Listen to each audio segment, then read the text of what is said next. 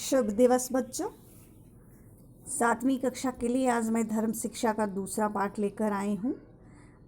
पाठ का शीर्षक है धर्म के लक्षण। सामान्यतः हिंदू, मुस्लिम, सिख, ईसाई आदि को अलग अलग धर्म के मानने वाले समझ लिया जाता है। हम लोग भी ऐसा ही मानते हैं कि हिंदू, मुस्लिम, सिख, ईसाई सभी अलग अलग हैं, लेकिन वास्तव में यह ठीक नहीं है। कह रहा है कि ये ठीक नहीं है। हिंदू का अर्थ है एक देश विशेष, यानी कि भारत में रहने वाला और वहाँ की संस्कृति को मानने वाला। जो भारत में रहता है, वहाँ की संस्कृति को मानता है, वो सब हिंदू है। सिख, बौद्ध, जैन उसी संस्कृति के अंतर्गत विशेष मत या पंथ हैं। पंथ मतलब समझिए तो हिंदू धर्म के अलग अलग रास्ते हैं, उस पर सिख, बौद्ध और जैन धर्म के लोग हैं। इस्लाम और ईसाईयत विदेशी संस्कृतियों के से प्रभावित मजहब है। ये आप सभी जानते हैं कि इस्लाम और ईसाईयत हमारे देश में बाहर से आए हैं। कोई व्यक्ति हिंदू, मुस्लिम या ईसाई होते हुए धार्मिक भी हो सकता है और अधार्मिक भी। धार्मिक का अर्थ होता है ईमानदार और अधार्मिक का अर्थ है बेईमान।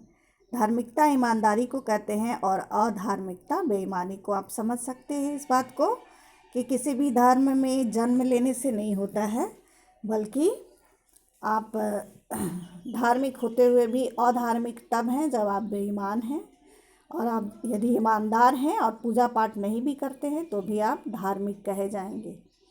जिस प्रकार देश एक है तथा प्रदेश अनेक है, उसी प्रकार मानव मात्र का धर्म एक है और मत अर्थात विचारधाराएं अनेक हैं। समझ गए? हमारा भी देश एक है, इसमें अन्य बहुत सारे राज्य हैं। उसी तरह मानव का धर्म एक है और मत अर्थात विचार, अलग अलग तरह के विचार मानने वाले लोग हैं। धर्म उन मानवीय गुणों का नाम है जिन्हें धारण करके मनुष्य उन्नति करता है। कुछ मानवीय गुण ऐसे हैं जो संसार के सभी मनुष्यों के लिए उपयोगी हैं, जैसे ईमानदारी, सदाचार इत्यादि। ये सभी गुण जो हैं सभी मनुष्यों के लिए उपयोगी हैं। ये ग्रहण करने व आचरण करने के योग्य हैं।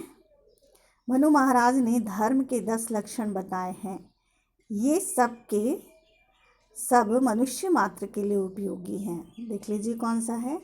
धृति, क्षमा, दमोस्तेयम, शौचमिंद्रिय निग्रह, धीर विद्या, सत्यम, क्रोधि, दशकम धर्म लक्षणम। इसका विस्तार आगे देखते हैं बच्चों। इसका अर्थ है, सभी मानते हैं कि व्यक्ति को धीरज रखना चाहिए, क्षमाशील होना चाहिए, अपने मन पर काबू रखना चाहिए, किसी के धन की चोरी नहीं करनी चाहिए, शरीर और मन से पवित्र होना चाहिए, इंद्रियों का दास नहीं बनना चाहिए, इन्हें वश में रखना चाहिए, क्रोध नहीं करना चाहिए, सत्य का पालन करना चाहिए। समझ गए? इसका ये अर्थ है। पर ऐसा मानने और कहने मात्र से कोई व्यक्ति धार्मिक नहीं होता। धार्मिक या ईमानदार उसी को कहा जाएगा जो इन आस्थाओं या मान्यताओं के अनुकूल आचरण करेगा। अर्थात ये नहीं कि बस बोल रहे हैं कि मन पे काबू रखना चाहिए, अपने इंद्रियों को वश में रखना चाहिए, क्रोध नहीं करना चाहिए। बोलने से कुछ नहीं होता है, उसके अनुकूल आचरण करना चाहिए, वैसा बनना चाहिए। इन लक्षणों में किसी विशेष ग्रंथ को पढ़ने या न पढ़ने की बात नहीं कही गई। ईश्वर को मानने या न मानने की शर्त भी नहीं लगाई गई। किसी अवतार, पीर, पैगंबर को भी नहीं बताया गया। कोई व्यक्ति किसी भी संस्कृति या मजहब को मानने वाला हो, यदि उसमें ये बातें हैं तो वह धार्मिक है, चाहे वो किसी भी धर्म का क्यों न हो, और ये सारी बातें हैं तभी वो धार्मिक है। और यदि ये बातें उनमें नहीं हैं तो वह धार्मिक नहीं है, चाहे वो कितना भी पूजा पाठ या नमाज या कुछ भी कर ले, वो धार्मिक नहीं हो सकता। ये गुण धर्म की पहचान है। उपर्युक्त 10 लक्षणों या पहचानों का संबंध व्यक्ति तथा समाज, इकाई और समूह दोनों के साथ है। जो 10 लक्षण है ना, उसकी पहचान का संबंध किसी भी व्यक्ति या समाज, इकाई और समूह के दोनों के साथ है। जिस समाज के सदस्यों में या जिस समूह की इकाइयों में ये गुण होंगे, वह समाज, वह राष्ट्र, वह समूह धार्मिक और सभ्य कहा जाएगा।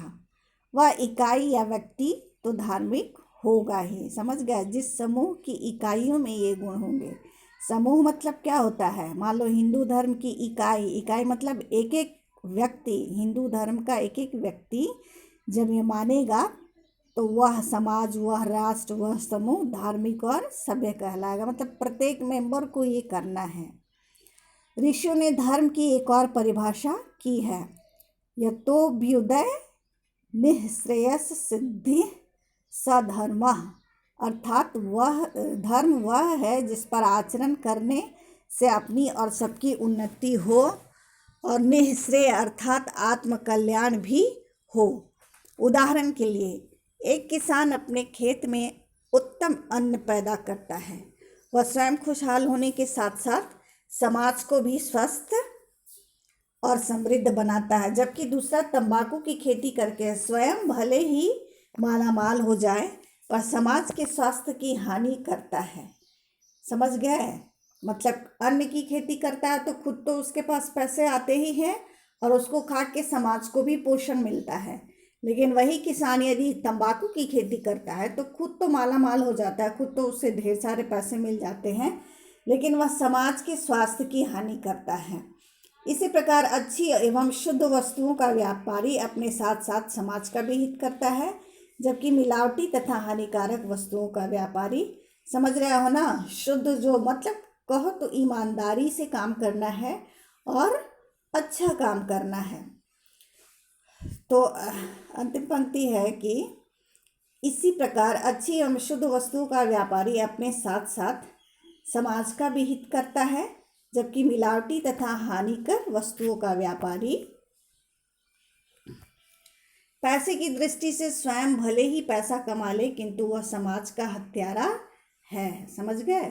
बेईमानी करेगा, नशे की खेती करेगा, खुद तो पैसा भले ही उसको मिल जाए लेकिन वो समाज का हत्यारा होगा।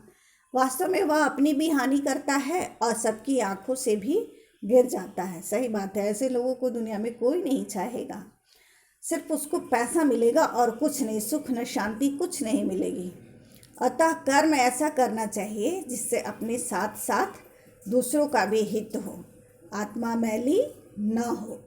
समझ गए? ऐसे कर्म करने चाहिए जिससे खुद का भी भला हो और दूसरों का भी भला हो और आत्मा मैली न हो। मतलब ऐसा कोई काम नहीं करना चाहिए जिससे हमें लोगों से छुपाना पड़े या लोगों की नज़रों में गिरना पड़े।